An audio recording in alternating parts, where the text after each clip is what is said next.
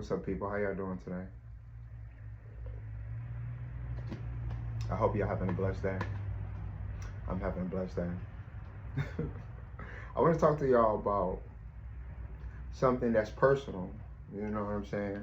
I've been putting this video off. I've been putting it off for a couple days, and the Lord, He been putting it on my heart to talk about it. It's kind of personal. I really don't want to talk about it, but I'm gonna talk about it because I feel like it's something that's been affecting a lot of people. So it just makes sense to talk about it, considering that I have some experience, right? And if you want to know, this is lemon water with some honey in there. It's great for detox. Like if you are in the business of detoxing, this is great. Okay, so I'm gonna drink this throughout the process. I hope that's okay. Before I start, I do want to just say a quick prayer real quick.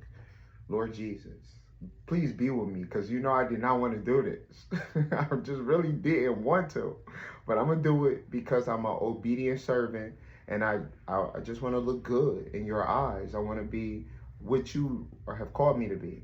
Okay, so allow my words to be fluent, and please allow this to reach whoever it needs to reach. In Jesus Christ's name I pray and I say thank you, Lord. Amen. Okay, so I want to talk to y'all about narcissism. I didn't really think that I would talk about narcissism on this channel, but I've been watching a lot of videos. I've had some experiences with narcissists, so I just feel like it's okay to talk about it, so we're going to talk about it. Narcissists, they are very abnormal people. Like, you know how God's people are very peculiar? We're very peculiar people. You know, where we are peculiar, the narcissist is abnormal. And due to my experience with narcissists, I learned that it is a learned behavior. Usually narcissists, they come from narcissists. So the behavior in which they typically portray and project is something that they've learned from maybe a family member or a parent. You know what I'm saying? If we go be completely honest, if you're out there in the YouTube world and this video reaches you, I'm pretty sure you know what I mean. Okay, if you dealt with a narcissist, you know exactly what I mean. They typically learn how to be narcissists from somebody else. It could be a family member, it could be a friend. A lot of times it's the parents. I'm being honest, it's the parents. The parents pass down narcissism like a generational curse thing, and then the kids, they perpetrate the narcissistic tendencies, right? So I'm gonna use a experience that I'm currently dealing with. It's very personal. So I have a kid, you know, he's a 3-year-old. His name is Sire. He's so beautiful. He's very handsome. Like if you see him, you'd be like, oh my God, this kid, he is so handsome. He's so handsome.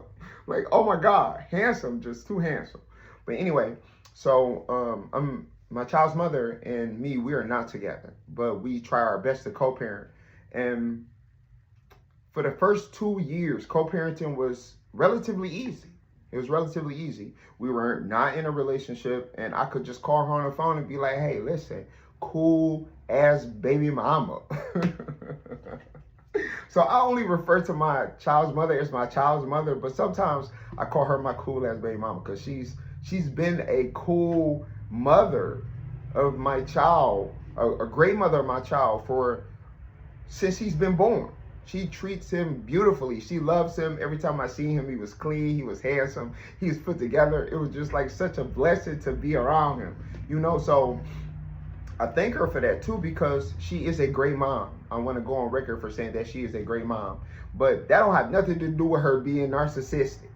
And I'm comfortable now saying it, considering that I've spent a lot of time deliberating on it. I've done a lot of self-reflection in myself. I had to ego death myself because I feel like all human beings have a tendency to be a narcissist. We have potential to be a narcissist. And if you don't have Jesus Christ as the head of your life, it's easy to fall into the trap of being a narcissist. You know what I'm saying? Or if you don't indulge in the ego death aspect of the psychology of a person, you know, or the psychology of people. If you don't ego death, then yeah, it's easy. You can easily be a narcissist. especially if you come from a family of narcissists, right? So I spent a long time deliberating on whether or not I was dealing with a narcissistic situation, and I'm comfortable with saying like, yes, it is, because like right now, I'm dealing with some court proceeding regarding my key. I'm not going into great detail because I don't think it's necessary, but I'm dealing with some court proceedings, and it wasn't until a couple months ago that this was like a real thing, that I would have to deal with some court proceedings regarding my kids, you know? So, excuse me. So when the court proceeding kind of hit me, that's when I really started to do my due diligence regarding reflection of the whole entire situation, because I'm like, okay, well, my child's mother has been a great mother all this time. Why am I dealing with, some court proceedings? So a couple months ago, we were supposed to exchange him. Like, we would typically exchange him every 2 weeks. We would meet at a location and we would exchange him. But on this day, I wanted to like meet her a little earlier because it was like a little later. So there was like a small little disagreement, and then I started to receive the silent treatment, and it made me reflect. It made me reflect on the dynamic of our relationship when we were together. And for the most part, our relationship was cool. I don't have anything to complain about, for real, because I'm not one of those bitter type guys who get in my feelings about relationships. They come and they go. The significance of them is important, yeah, but I'm never bitter about anything, especially not about a woman. Like, absolutely not. But why? Because God, he made so many women that it's like, why be bitter about one? So when I started to reflect on the dynamic of our relationship, I noticed that sometimes, just sometimes, when we would have disagreements, it's very small arguments, when it came time for her to take her responsibility and her role regarding what was going on, the blame would be shifted on me. And because this was like something that I was fairly new to in a relationship like dynamic, because like my ex-girlfriends, we will always be able to communicate. I would never have a problem with communicating to them how I feel. I'm a very communicative guy. I'm not the type of guy that holds things in. I study philosophy and I study psychology, and both of these in tandem put you in a position of understanding that the individual who holds things in, holds their emotions in, and doesn't really have an opportunity to express themselves, they are very violent people. They can be very violent. Let's be clear here. Let's be honest here. The person who has to hold in all their emotions and they are not able to accurately express themselves, they can just explode. They'll wait for the right time to explode, or the wrong time to explode. Okay, so I've never been that type. I like to speak and I like to be heard. So in this last relationship with my child's mother, sometimes I felt like I wasn't able to express myself. And I would tell her that, like, look, lady, you cool, you cute, I like you, but I'm personally feel like I can't express myself. I'm not innocent. Because there's things that I've done in a relationship, I'll even tell myself, I was a bit stern in some of the things that I would say. And I lacked a sense of being gentle. I lacked a sense of being gentle. I'm not a brute, but I like the sense of being gentle. And my child's mother used to tell me, like, you need to be a little more gentle, my man. It's like, just be gentle. So I'm like, okay, I'm gonna try to be real gentle, like. But it was a struggle, and I'm gonna be honest, it was a bit of a struggle. So I would say some things that were kind of stern. They could be kind of mean, and Lord forgive me for my sins. I had to apologize to her too, because I felt like sometimes I was very stern and I didn't really need to be. So throughout the dynamic, I just felt like I couldn't express myself. So that started to be irritating to me, because it was the first time that I was experiencing something like that within the dynamic of a relationship. So I just want to say for the record, I took time to vet my child's mother. When you're in a relationship with somebody, it's important to vet them, because if they end up being a narcissist, you will be better prepared to deal with it. Because a lot of times I'm watching videos on YouTube, and people who are in relationship with narcissists, who have had experiences with narcissists, they be like blindsided when a narcissist mask slip, or they are discarded, or the narcissist gray rock them, or give them the silent treatment. It's like, how are you in a state of shock. Weren't you vetting this person when you were in a relationship with them? You couldn't have just been loving on them and effing on them and sucking on them and, excuse my language, but you couldn't have just been doing all that without vetting a person. You're supposed to pick up on their tendencies and their traits and even their patterns, right? Especially when you're dealing with a narcissist, because they have patterns. They have certain traits that they execute frequently because it's a part of their nature. Like I said, they are very abnormal people. So once I peeped that I wasn't able to express myself, I noticed that the relationship started to break down, because me knowing me, I can't be with somebody that I can't express myself to. So we would have, when we would have arguments and things, she would just like go in the bathroom and close herself off.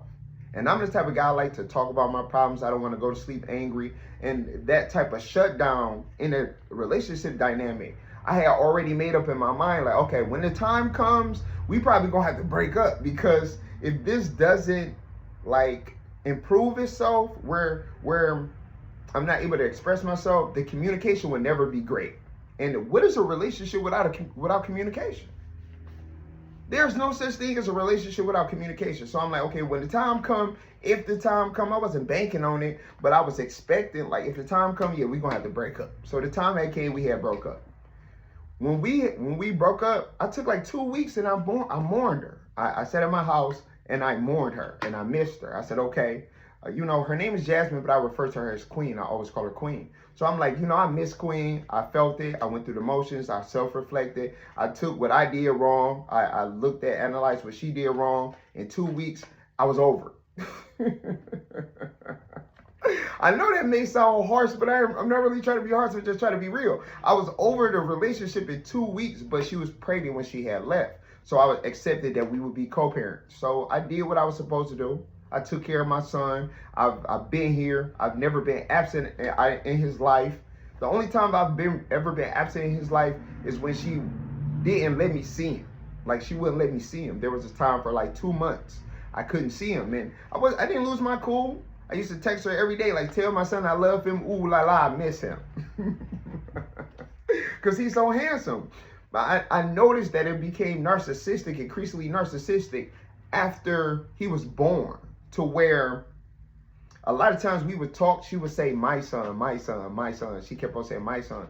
And it was as if she wasn't trying to be inclusive. You know how women can be sometimes. They call your son their son because they just want to have all the credit or leverage. You know what I'm saying? So I used to be like, okay, I used to overlook some things. So the co-parenting thing was kind of cool. It was cool. But sometimes I felt like she wasn't talking to me. She used to talk at me. Like, do this, do that, do this, do that. In a controlling like sense. I'm going to give y'all an example. Father's Day weekend last year. I went to go and pick up my son. We had met at the usual location.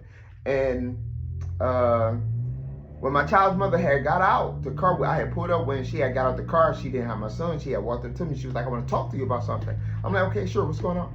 She was like, don't be walking down the street with my son in a buggy. Not a buggy, but his stroller. It was his stroller. So I'm like, huh? She like, don't be walking down the street with my son in a stroller. I'm like, well, he's my son too. I like to take her for walks. Me personally, I like to go on walks. It clears my mind. It gives me an opportunity to self-reflect. I get to look at myself internally and decide if there's something that I need to work on or something I need to fix internally. Like, going on walks is cool. So I put my son in a stroller. We went on a walk. She had found out some type of way. Well, I actually know how she ended up finding out, but that doesn't matter. And then she was trying to like go off on me. So I'm like, girl, come on. This is Father's Day weekend. Let me enjoy my son. Go get him.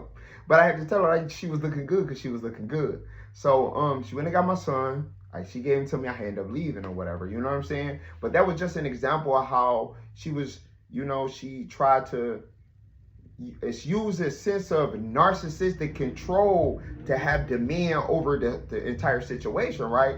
So early on, I'm seeing it. Then one day, when I go to pick up my son, she's with her boyfriend. She has a new boyfriend. And I say, Lord be with him.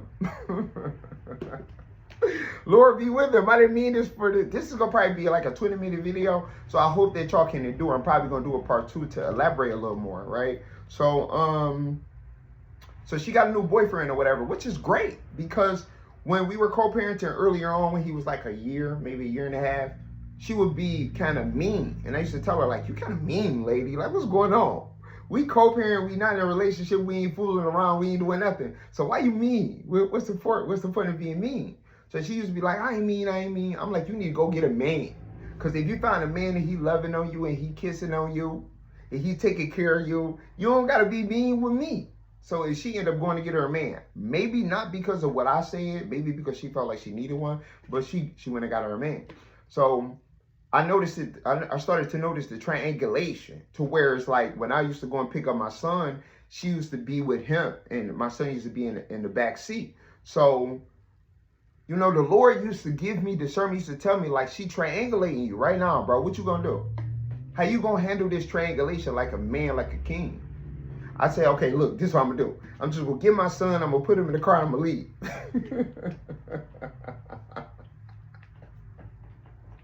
So I'll pull up. I'll pull up. It'll be him, it'll be her and my son. When I pull up, she'd get out the car, I get out the car, she'll open the back door, you know, she'll get my son out, he'll see me, he'll reach out to me, I grab him, they'll say their goodbyes, I get in the car, I'll leave. Smooth like that. Because when you're dealing with a narcissist or someone who's showing narcissistic traits or tendencies, or who maybe have came from a narcissistic family, if this is the dynamic in which you are currently involved in, I don't really know you guys out here, I'm not really sure, I'm just going to speak in general. You know that they will triangulate you to try to get a reaction. There was no reaction. Because number one, what am I reacting to? You having a boyfriend? I wanted you to. I was happy that you did, because the emotional burden, even though we weren't in a relationship, I feel like we were spiritually connected in a way. Not a trauma bond, because I wasn't traumatized in this relationship. Me as a man, I've never been a victim. Nobody has ever made me a victim. So like trauma bonds don't exist in my situation. This is not one of those situations where I'm tied by a trauma bond. Nor is it like some sexual thing. Because although the sex was great, I took 2 weeks to mourn her. So in those 2 weeks, I was over it all, except for the fact that we had a kid together. So it's nothing sexual that ties us together. It's a spiritual thing, because we had did a thing spiritual. I'm going to talk about it later. So the only thing that was left was the spiritual aspect. So when I seen her with her new man, that didn't affect me at all. The triangulation never worked. It never worked. Like, she triangulated me with this guy for like over a year. It never worked. One time it could have worked for her, because I had called her regarding the thing. And you know, the Lord had told me, like, don't even bother it. Don't even worry about it right now. But I had called her regarding the thing. And I had asked a question regarding him, because I saw that he had picked my son up to hug him or whatever. So I had asked her, like, is he cool? Like, what's going on? So then she got real mad, like, why you asking about this, man? XYZ. I said, okay, whatever. So then he ended up hitting me up in the inbox, like, yeah, I heard you was asking about me. Just wanted to be dealt with. I'm like, man, no. I'm like, I don't got nothing to say to you. I don't even know you, homie. I don't want to know you. I want to say this for the record. If you're dealing with a narcissistic type situation and you end up being triangulated, because I'm going to put a lot in these videos. There's a lot of information. If you need to rewind, if you need to watch them a couple times, please share them with your friends. Like, share, subscribe. Like, I'm going to just lay it all on you guys. If you ever dealing with if you've ever dealt with a narcissistic situation, or you find yourself in one and you think you're being triangulated, do not talk to the other person. I hear people on the internet calling the new person like supply. Don't even use that type of term, because the new person is a human being just like you. So if they are supply to me, you used to be a supply. I don't look at myself as supply.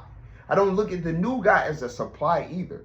He's just the man who's unfortunately in a position to where he in a relationship with my child's mother, who is showing signs of narcissism. So of course my prayers not only go out to her, but my prayers go out to him. Because if he has not experienced some of the narcissistic things that narcissists do, soon he will. And at this point, better him than me. better him than me. And I know that may sound kind of harsh, but come on, y'all, let's be real. Being in any type of dynamic with a person who's a narcissist is never good. What do you mean? There's nothing good that can come from that. So yes, of course, better him than me. Like I said before, I'm gonna keep it short. This 20 minutes, part 2 is coming straight up, okay?